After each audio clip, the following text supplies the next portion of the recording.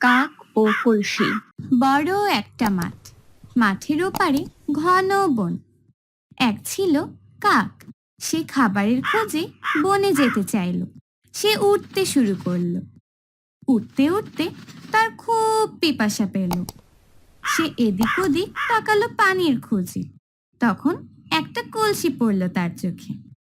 সে খুব খুশি হলো। উড়ে গিয়ে বসলো কলসির উপর। সে দেখলো পানি কলসির তলার দিকে। কাক ঠোঁট ঢুকিয়ে দিল কলসিতে, কিন্তু নাগাল পেল না। কাক তখন কলসিটাকে কাত করতে চাইল, কিন্তু পারল না। তাই পানি খাওয়াও হলো না। তার খুব দুঃখ হলো।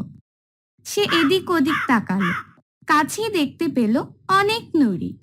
তার মাথায় একটা বুদ্ধি এলো। সে একটা করে নুড়ি আনতে লাগলো, ফেলতে লাগলো কলসির ভিতরে। কলসির ভিতরে একটা একটা করে নুড়ি পড়লো। তলার পানিও ওপরে উঠতে লাগলো। এভাবে কাকটি অনেক নুড়ি কলসিতে ফেললো। এক সময় পানি কলসির মুখে উঠে এলো।